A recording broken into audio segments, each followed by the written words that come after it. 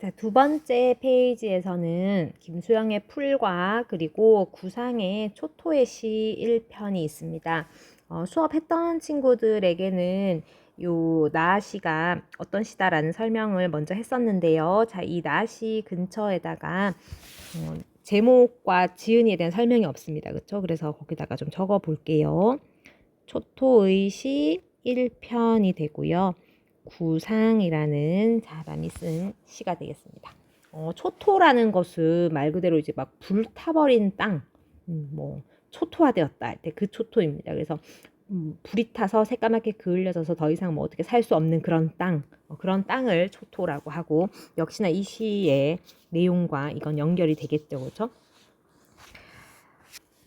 자, 시에서 화자는 여기에 있는 나가 되겠습니다. 그렇죠?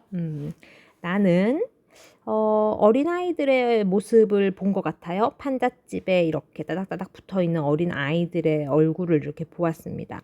자, 그런데 울상이 된 그림자가 나의 뒤를 따른다라는 말이 있죠. 그렇죠? 그 아이들을 보면서 나도 돌아서고 햇살조차 돌아서고 울상이 된 그림자가 나의 뒤를 따릅니다. 그러니까 아마도 그 아이들을 보면서 내가 뭔가 슬프거나 어떤 뭔가 고통스럽거나 하는 어떤 부정적인 그런 감정을 내가 느끼게 됐다라는 거겠죠. 그렇죠? 자, 그런 상태로 골목을 걷다가 걸음을 멈춥니다. 잿더미가 소복한 울타리예요. 그러니까 뭔가 이게 소복한 울타리 하니까 뭔가 되게 좋은 것 같지만 잿더미가 가득 쌓여 있다는 뜻이니까 이게 역시나 정말 초토의 상황이다라는 뜻입니다. 그런데 그곳에서 뭐가 보이냐 했더니 개나리가 이렇게 망울져 있는 게 보입니다. 그렇죠? 이제 피어나려고 이렇게 망울진 것. 그리고 또 뭐가 보이냐 했더니 저기 언덕을 내달리는 소녀의 미소가 보여요. 그런데 애가 활짝 웃는데 앞니가 빠져가지고 너무 천진난만한 그런 죄 하나도 없는 그런 모습이 보인 겁니다. 자, 그런 걸 보니 나는 술이 취한 듯 흥그러워집니다. 뭔가 감정이 변화했다는 게 느껴지죠, 그죠?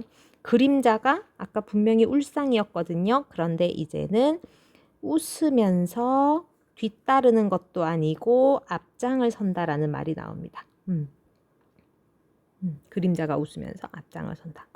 감정이 바뀐 것 같아요. 그렇죠? 뭔가 밝은, 웃을 수 있는 밝은 감정으로 바뀐 것 같습니다. 자, 시를 조금만 정리를 한번 해 볼게요.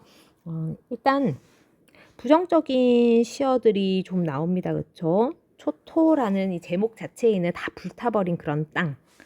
그리고 그것과 비슷하게 잿더미가 나옵니다. 그렇죠? 그리고 판잣집이라는 것은 이렇게 대충 이렇게 빨리빨리 짓기 위해서 이런 집을 지은 거죠. 그렇죠?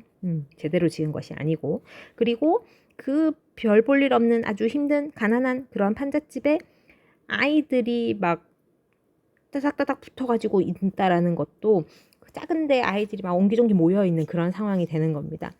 뭔가 다 불타버리고 잿더미가 있는 아주 가난한 그런 상황에 아이들이 있었어요. 그래서 내가 지금 굉장히 슬프고 고통스럽고 하는 부정적인 감정을 본 겁니다. 그러다가 아주 긍정적인 개나리나 소녀의 미소를 보면서 마음이 밝아지고 뭔가 개나리가 앞으로 피어나갈 것 같고 저 소녀가 앞으로 이렇게 막 웃으면서 앞으로 나갈 것 같은 그런 앞으로는 좀 더 밝지 않을까? 이제 밝아지지 않을까라는 생각을 했다라는 겁니다. 그래서 흥그러워지고 웃으면서 이렇게 갈 수 있는 뭔가 이렇게 감정이 이렇게 변화하는 그 흐름이 아주 잘 보이는 시가 되겠죠. 그죠? 자, 왜 이렇게 불탄 잿더미가 있는 곳일까를 설명을 하자면요. 이건 약간의 배경 지식이 있으면 더 좋겠다. 그쵸? 구상이라는 사람은 6.25 때 종군 기자로 활동했던 사람입니다. 전쟁의 참상을 기자로서 아주 이렇게 적나라하게 모두 다 보았다라는 거거든요. 자, 그렇게 되면 이 초토의 땅에 잿더미 있는 이 마을에 아주 대충 지은 집에 아이들이 엄청나게 있는 이 모습이 전쟁 후에 이 힘든 그 모습을 그대로 보여주는 겁니다. 그런데도 아이들은 굉장히 천진난만한 거죠. 아무것도 모르게.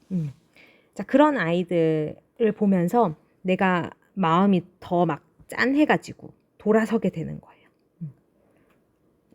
너무 안타까워서 그렇게 돌아섰는데 개나리와 소녀의 미소를 통해서 가지야 희망이 있어. 앞으로는 더 좋아질 거야. 라는 것을 생각했다라는 겁니다. 자, 그러면 시의 주제를 바로 정리를 해봐도 되겠죠. 자, 주제는 전쟁의 참상. 전쟁이 일어나서 너무 힘든 그 삶을 그대로 보여줍니다. 그래서 힘들고 고통스럽게 느껴지지만 미래에 대한 희망은 여전히 있다라는 것을 개나리와 소녀의 미소를 통해서 알게 된다라는 거죠. 그죠?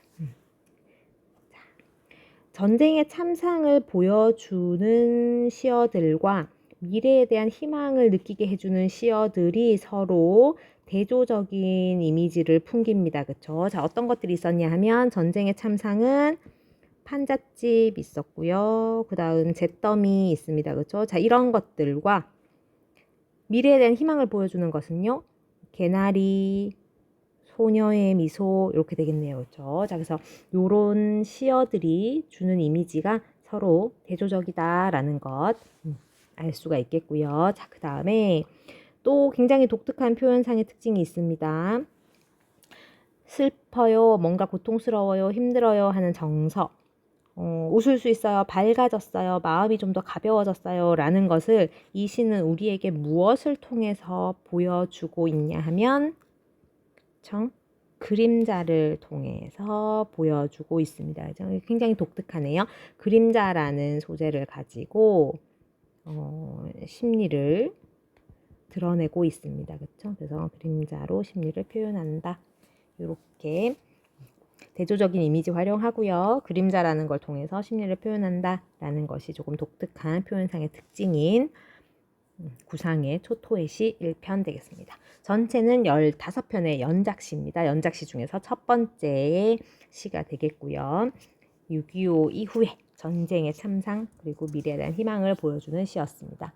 자, 그러면 문제 9번을 한번 풀어보도록 하죠. 9번은 풀과 관련된 문제입니다. 시 설명은 초토의 시를 했지만 9번의 문제는 풀과 관련된 문제예요. 자, 풀을 생각하면서 시를 한번 보도록 하겠습니다. 아니 문제를요.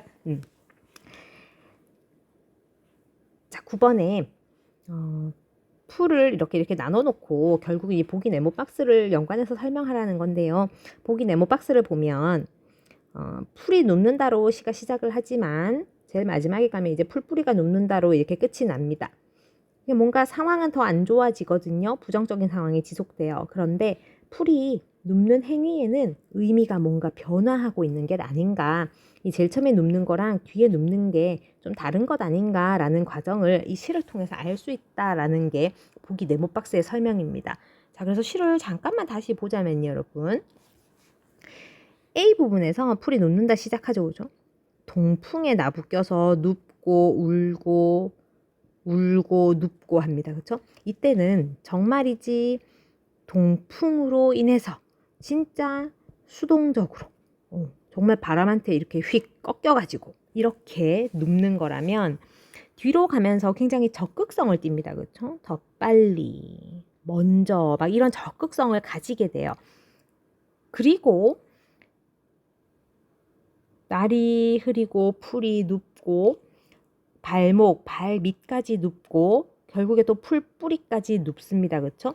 자, 이런 변화 속에서 그 전에 있었던 이런 수동적인 모습은 없어지고요. 적극적으로 그 바람에 대응하는 그런 풀의 모습이 뒷부분에 나온다라고 보는 거죠. 그죠? 그래서 네모박스 설명처럼 처음에는 굉장히 수동적으로만 이렇게 바람 때문에 누울 수밖에 없는 그런 상황이었지만 나중에 가서는 내가 그 풀한테 대응해서 이렇게 눕고 일어나고 하는 그런 모습이 보인다라는 겁니다. 그렇죠? 자, 정답이 그래서 3번은 정답을 쉽게 찾아요. 그렇죠? 근데 5번이 여러분들이 많이 해서 틀린 보기입니다. A에 눕는다. 그러니까 초반에 눕는다죠. 이게 뒤로 가서 이렇게 눕는다로 변하는 것을 보면 상황은 계속해서 좋지 않지만 그 수동적인 모습에서 벗어나서 풀이 적극적으로 그 상황을 이겨내고 다시 극복하고 하는 그런 모습이 드러나 있다라고 볼 수가 있겠죠. 그래서 사실 이 보기 네모 박스의 설명을 보기 5번이 다시 이렇게 똑같이 다른 말로 설명하고 있는 부분이 이 부분이 되겠습니다. 정답은 3번이고요. 보기 5번 설명해 주었습니다.